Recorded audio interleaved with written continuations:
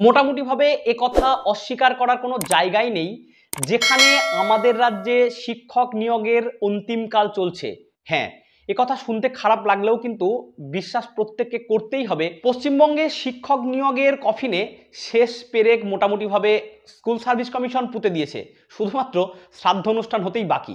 সেখানে কিন্তু ভারতবর্ষের বিভিন্ন রাজ্যে তথা বিভিন্ন সেন্ট্রাল স্কুলগুলোতে কিন্তু শিক্ষক নিয়োগের স্বর্ণযুগ আসছে, একথা বলাই যায়।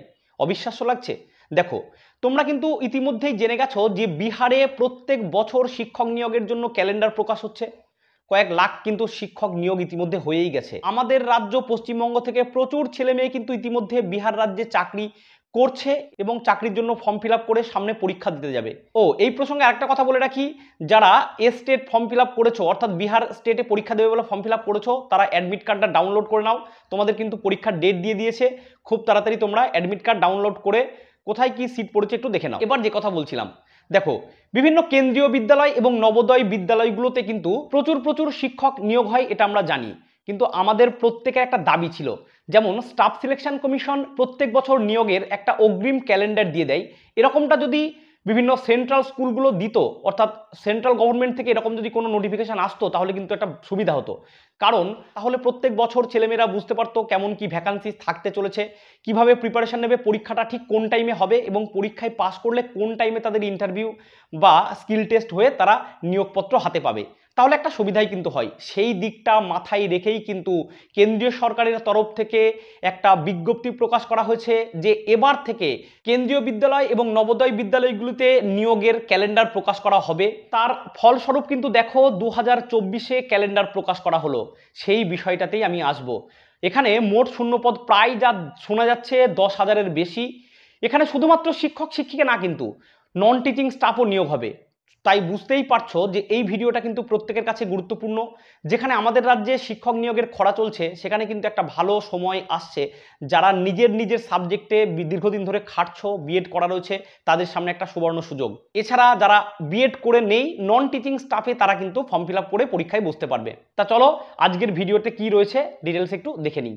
দেখো, প্রথমে একটা কথা বলবো, সেটা হচ্ছে তোমরা জানো কেন্দ্রীয় বিদ্যালয় বা নবোদয় বিদ্যালয়গুলিতে যে শিক্ষক নিয়োগ হয়, সেখানে trained graduate teacher, post graduate teacher আর আদার্স অর্থাৎ নন টিচিং স্টাফে কর্মী নিয়োগ হয়।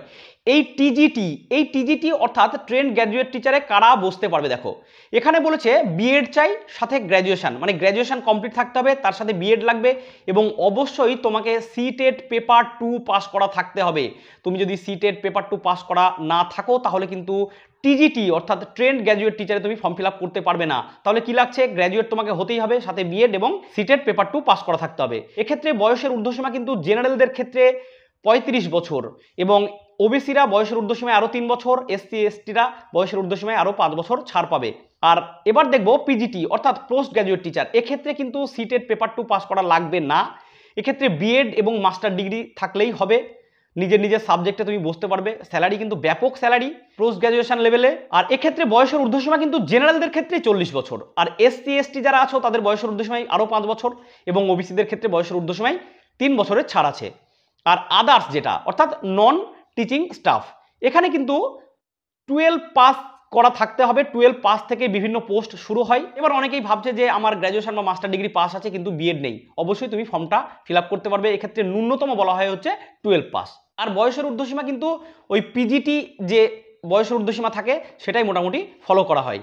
এবার 2024-এ যে পরীক্ষাটা সামনে আসছে, দেখো তার কিন্তু ক্যালেন্ডার ইতিমধ্যে প্রকাশ করা হয়ে গেছে। আমি স্ক্রিনের উপর দিয়ে দিচ্ছি, একটু দেখে নাও।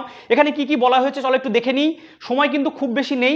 যে ক্যালেন্ডার 2024-এর জন্য প্রকাশ করা হয়েছে, সেখানে বলা হয়েছে 30শে জুন পর্যন্ত যত ভ্যাকান্সি প্রকাশ পাবে, বিশেষ করে কেন্দ্রীয় বিদ্যালয় নবোদয় বিদ্যালয়গুলিতে সমস্তটা কিন্তু অ্যাড হবে।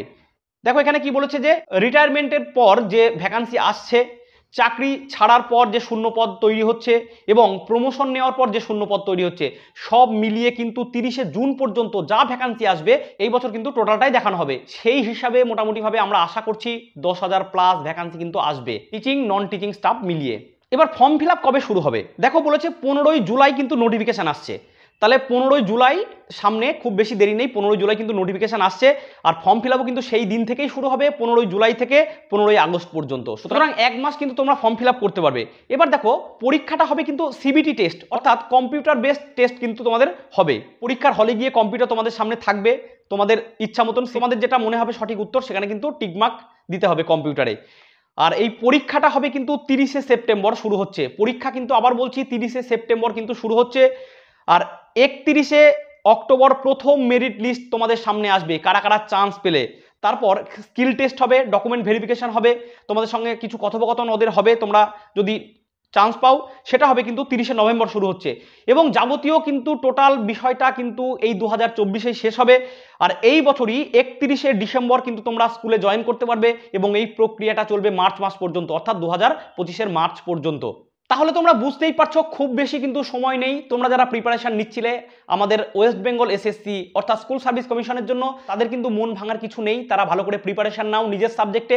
তোমার যদি বিএড কমপ্লিট থাকে এবং তুমি যদি মাস্টার্স কমপ্লিট করে থাকো তাহলে পিজিটির জন্য বসবে। আর যদি তোমার সিটেট পাস করা থাকে তাহলে তুমি অবশ্যই কিন্তু টিজিটিও দিতে পারবে। এছাড়া নন টিচিং স্টাফ তো রয়েইছে। দেখো একটা কথা আছে বাংলায়, নেই মামার চেয়ে কানা মামা কিন্তু অনেক ভালো। আমরা যারা শিক্ষক হওয়ার স্বপ্ন দেখছি তারা কিন্তু এই সুযোগটা একদমই ছাড়বো না। কারণ এবার থেকে প্রত্যেক বছর কিন্তু সেন্ট্রাল স্কুলগুলোর জন্য ক্যালেন্ডার বার হচ্ছে। আমরা আগের থেকেই জেনে যাব মোটামুটিভাবে কত শূন্যপদ থাকতে পারে। আমরা সিলেবাস সম্বন্ধে কিন্তু আগেই জেনে গেছি, আমার আগেও একটা ভিডিও দেওয়া আছে পুঙ্খানুপুঙ্খভাবে, তোমরা পারলে একটু দেখে নিও। এবার যে বিষয়গুলো বলবো সেটা একটু খেয়াল করো। দেখো মোটামুটিভাবে টিজিটি এক্ষেত্রে biology, chemistry, economics, English, geography, Hindi, history, math, physics, computer science, এই বিষয়গুলোর টিচার মূলতভাবে নেওয়া হয়। এটা বললাম টিজিটির ক্ষেত্রে। আর পিজিটি কিছু বেসিক সাবজেক্ট থাকে, যেমন English, Hindi, math, science, social studies আর থার্ড ল্যাঙ্গুয়েজ। ধরো আমাদের ওয়েস্ট বেঙ্গলে যে সমস্ত স্কুল আছে তাদের থার্ড ল্যাঙ্গুয়েজ যদি বাংলা হয় তাহলে বাংলার জন্য টিচার কিন্তু নিয়োগ করা হয়। এছাড়া তোমার মিউজিক, ড্যান্স, আর্ট, শারীর শিক্ষার জন্য টিচার নিয়োগ করা হয়। এবার দেখো সোশ্যাল স্টাডিজের ক্ষেত্রে তোমার জিওগ্রাফি, হিস্ট্রি এগুলো সব কিন্তু আসবে। আর সায়েন্সের ক্ষেত্রে ফিজিক্স, কেমিস্ট্রি আলাদা করে আসবে, বোটানি, জুওলজিও আসবে। সুতরাং যার যা সাবজেক্ট আছে তোমরা কিন্তু সবাই মোটামুটিভাবে পরীক্ষাটাই বসতে পারবে। এবার ভ্যাকান্সি কিন্তু যখন কয়েকদিন পর নোটিফিকেশান আসবে তখন টোটাল ভ্যাকান্সি কোন সাবজেক্টের জন্য কত সেটা আমরা জেনে যাব। তখন আমি তোমাদের সামনে ভিডিও নিয়ে আসবো, তোমরা একটু দেখে নিও। তবে পড়াশোনা কিন্তু স্টার্ট করো, কারণ ক্যালেন্ডার কিন্তু এসে গেছে আর পরীক্ষা ওই ডেটেই হবে। তবে অনেকে জিজ্ঞেস করো যে প্রশ্ন কোন ভাষায় হবে। দেখো প্রশ্ন কিন্তু হিন্দি আর ইংলিশে হবে। আশা করি তোমরা যেহেতু সাবজেক্টে গ্র্যাজুয়েশন বা মাস্টার্স করেছো তাহলে তোমাদের ইংলিশ নিজের সাবজেক্ট বুঝতে খুব একটা অসুবিধা হবে না, কারণ নিজের সাবজেক্ট কারোরই খুব একটা বুঝতে অসুবিধা হয় না। আর যেহেতু আমরা শিক্ষক হওয়ার স্বপ্ন নিয়ে এগোচ্ছি আমাদের একটু কষ্ট করতেই হবে। প্রিভিয়াস ইয়ারের কোশ্চেনগুলো একটু ভালো করে ফলো করো, গুগল সার্চ করো, না হলে আমাদের টেলিগ্রাম গ্রুপে জয়েন হও, আমি পারলে তোমাদেরকে কোশ্চেন দিয়ে হেল্প করব। কিন্তু পড়াশোনাটা চালিয়ে যাও। দেখো সেন্ট্রাল স্কুলে, বিশেষ করে নবোদয় স্কুল বা কেন্দ্রীয় বিদ্যালয়গুলোতে চাকরি পেলে কিন্তু জীবন বদলে যাবে। এখানে অর্থাৎ বিশেষ করে স্কুল সার্ভিস কমিশনের বিদ্যালয়গুলোতে চাকরি করে যা স্যালারি পাবে তার চেয়ে ঢুকেই প্রায় 15 থেকে 20 হাজার টাকা বেশি স্যালারি পাবে এই সেন্ট্রাল স্কুলগুলোতে। তাই এখন থেকে পাখির চোখ করে লেগে পড়ো। আবারও বলছি, স্কুল সার্ভিস কমিশন যখন হবে তখন ভাবা যাবে, তার আগে যেটা সামনে আসছে সেটা নিয়ে ভাবো। প্রত্যেক বছর কিন্তু ক্যালেন্ডার আসতে চলেছে তোমাদের জন্য, এবং প্রত্যেক বছর ভ্যাকান্সি আসবে, প্রত্যেক বছর পরীক্ষা হবে প্রতিনিয়ত স্টাফ সিলেকশন কমিশনের মতো করে। সুতরাং আর কোনো কথা না, আজকেই শুরু করে দাও। সামনে কিন্তু খুব বেশি সময় নেই। যদি তুমি লেগে থাকো তাহলে তোমার জন্য একটা সিট কিন্তু যথেষ্ট, এবং এই বছরের শেষেই তুমি চাকরিতে জয়েন করে যাবে। তারপর অন্তত খবরটা দিও যে দাদা চাকরি পেয়ে গেলাম। আজ এটুকুই, ভালো থেকো প্রত্যেকে, টাটা, দেখা হচ্ছে নেক্সট ভিডিওতে।